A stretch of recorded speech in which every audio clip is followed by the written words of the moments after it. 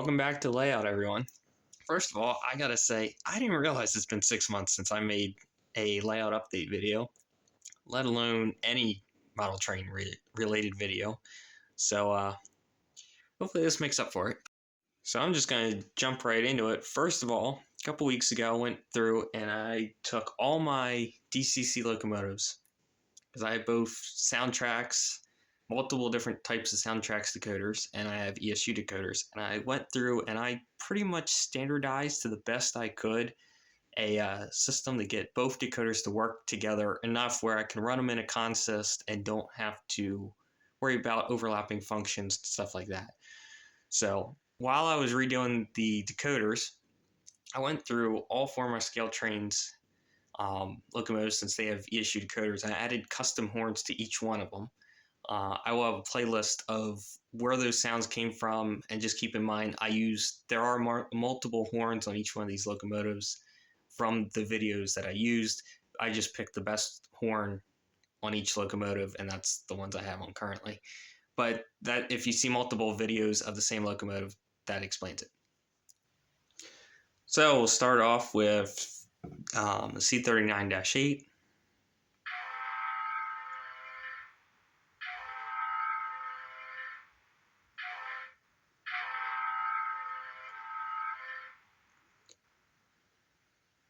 The 9580.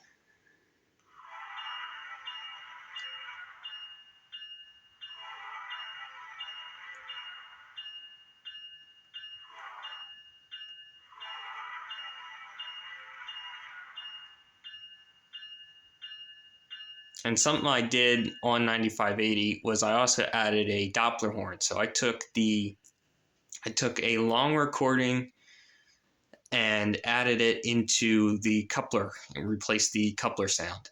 So I actually have two different Dopplers. So one for coupling technically and one for uncoupling. I put in two different files, one for each of those.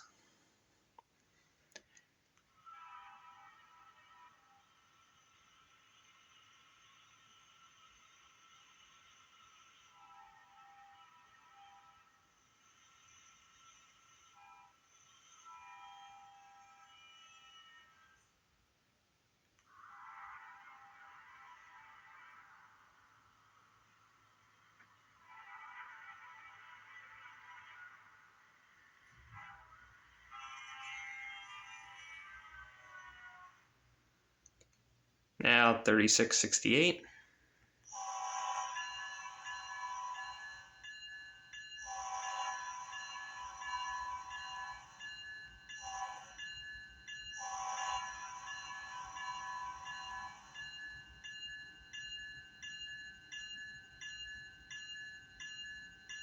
And 3404.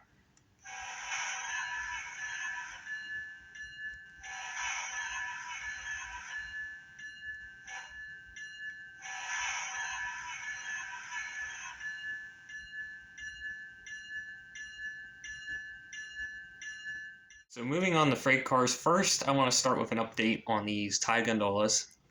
I've had them for almost 2 years, and when I built them, I didn't exactly build them the best. I built them out of a little too thin styrene, so I've had warping issues. So as a result, on the insides of them, I've added bracing to help combat that. As you can see, it's not exactly the straightest car looking on the top of it. So as a result, to combat that, I added bracing. And then also, I had issues with the top plates kind of bulging up, popping up.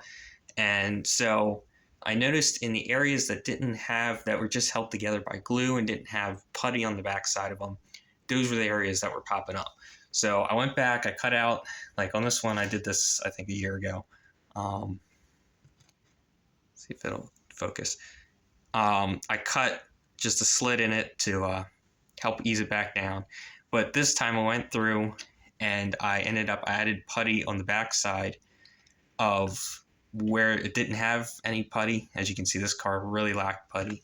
And this one, not as much was needed, but added it on the back side. So hopefully this time it'll prevent it from popping up a little bit more.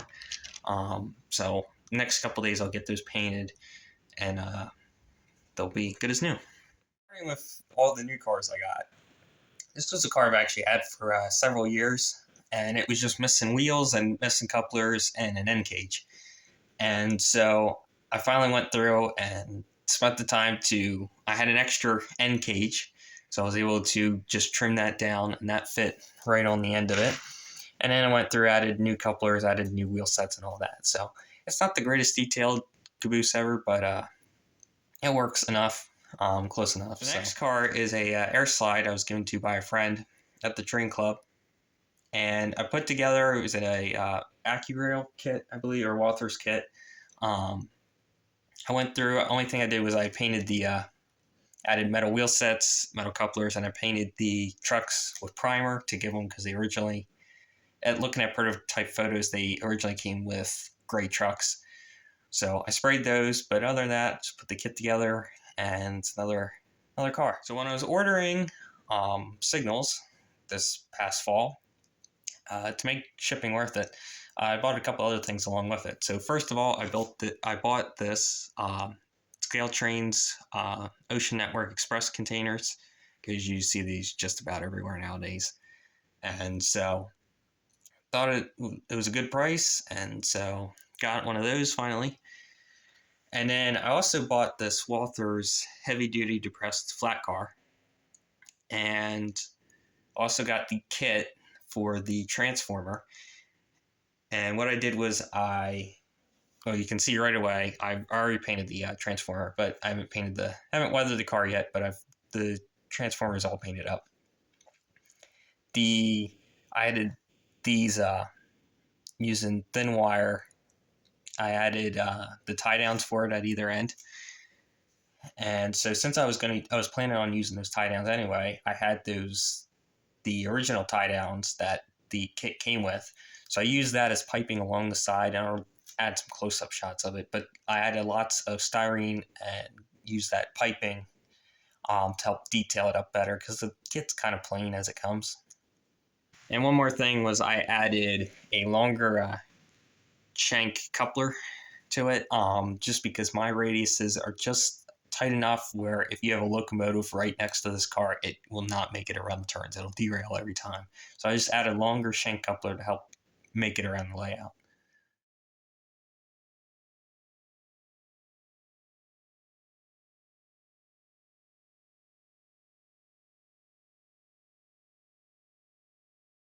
Moving up to the Hartley Trench this past November, while I was there, I got a Norfolk Southern exact rail waffle-sided boxcar. I also got an exact rail EEC boxcar, and then one of Athearn's Prime for Grime NOKL boxcars. Also found a Norfolk Southern coil car, which is an Atlas one. And I also got a Atlas rotary dump car. It's a EGSX. And the final car from Hartley was this GIMX trash flat car. So now I have a CSX and a Norfolk Southern trash car. So for Christmas, I got these two Vallejo washes, acrylic washes, and I wasn't really sure about them, and it turns out they are really cool. They're acrylic, but they act almost like an oil. They help blend things out, and so I use them on some of these cars I'll show in a minute. They help just blend in the rust, blend it in a lot better, or create its own rust and or like spillage kind of. Well, starting with the two DEG hoppers, finally this past week I got around to weathering them. So the ADM on this side, I didn't really do much to it. On the other side, as you can see, I used those washes, the bright rust color, to create some of it, because that was a very similar color to some of the spillage that happens on these cars. And then the rest of it, is I took some NATO black and some dark green. I don't remember what kind of green, but I just add a little bit of green just to tint the paint enough to give it like that moldy color. And a fair warning to anyone who has these cars and is planning to weather them, they have pits in the side of the paint. I didn't realize this. Normally, like these cars, what I'll do is or like box cars too, I'll do the same thing. I'll spray the side of it black, and then I'll just very lightly black. I'll wipe it away to kind of darken it up and get in like all the creases and the edges. And these had pits in the sides of the cars, and so when I went to wipe the paint away, I couldn't. It was all in there. It took me several hours to scrub all the paint out. But just a fair warning, anyone who has those cars and planning to weather them, that is a little bit of an issue I found. So that is the ADM car. The CEFX car,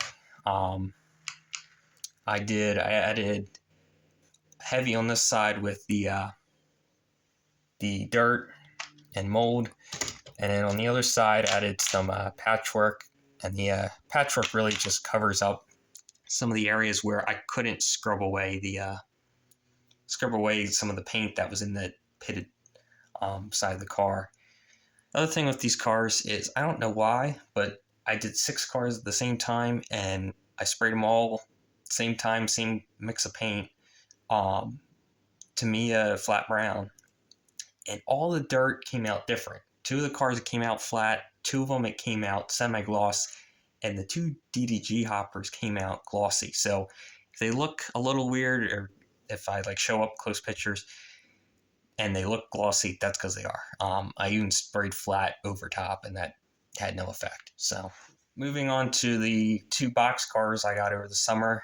Not a whole lot done to the Pan Am car. I did do the caulk on the top.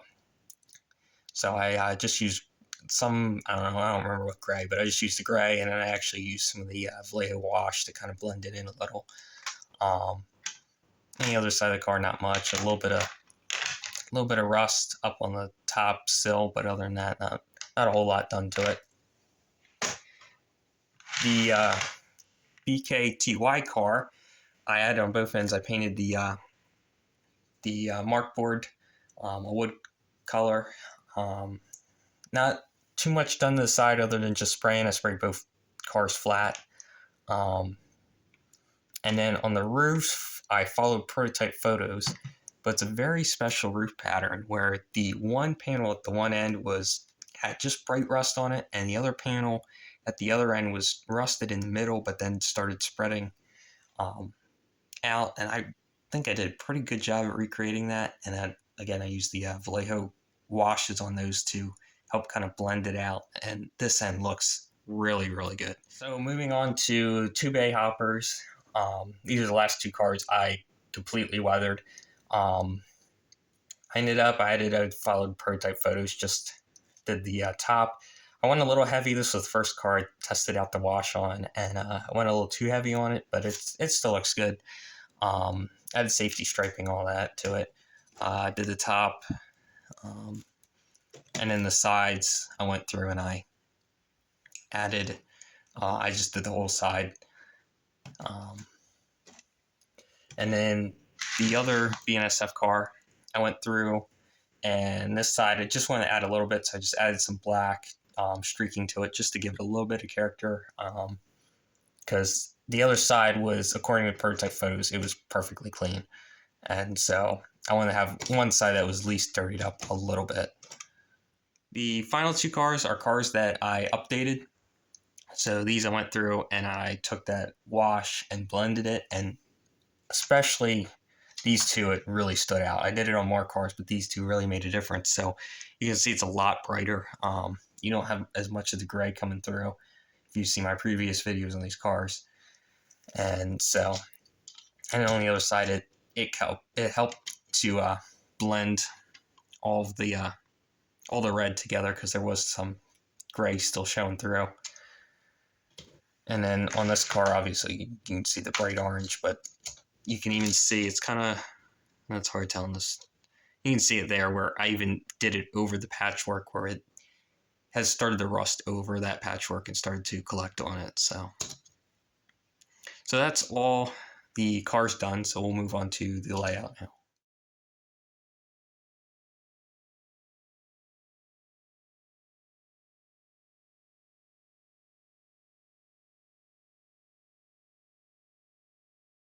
In the last layout update, I only gotten 2 sections of ballast done, but now I'm up to 8 sections done. So starting here at the end of Jello Yard, I've gotten all of Jello Yard complete. So I've redone the tree at the end because when I was doing ballast, I accidentally bumped it a couple times, and so I had to go through redo that.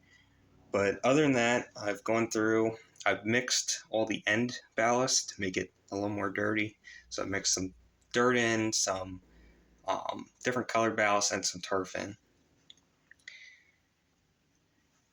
I went through and I painted this section of ballast on this third track because it's just, if you look at Google Maps, it's just a slightly different color, just a little bit. So I went through and I just did eyedropper with some diluted paint and painted that area to best match how Google Maps looks.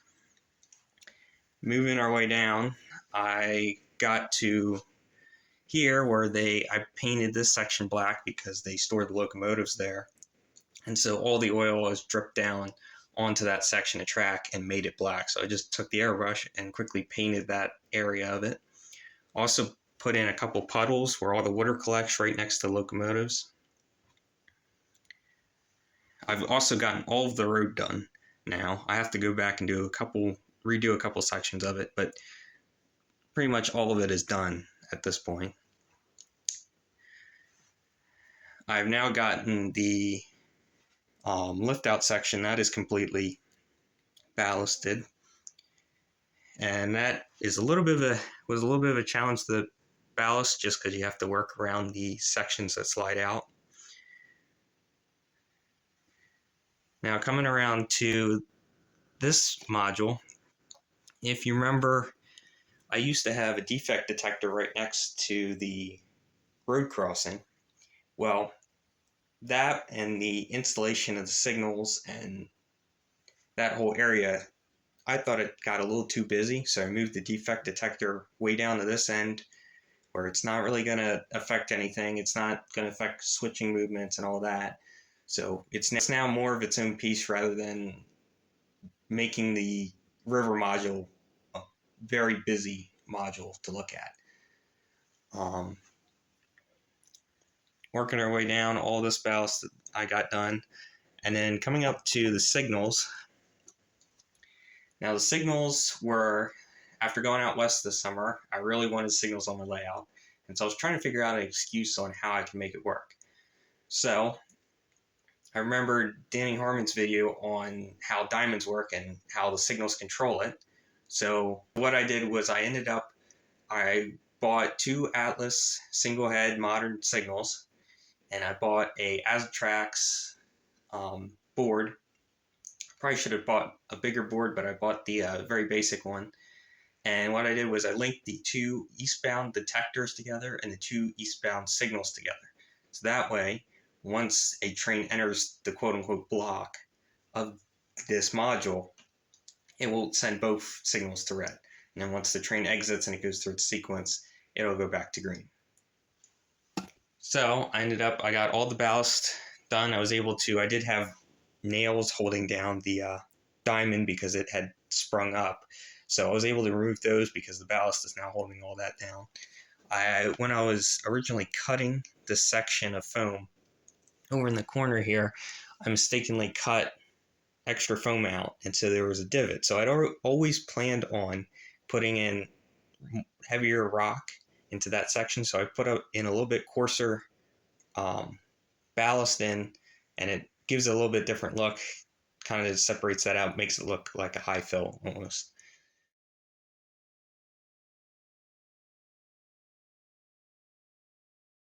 That is all the ballast I've gotten up to here. I still have to do the grain elevator module.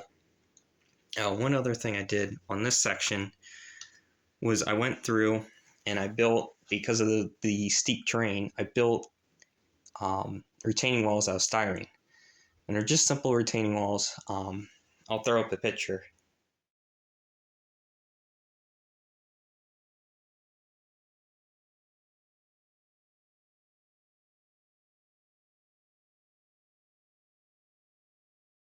But they're just simple styrene put together, glued together, and then painted a concrete color.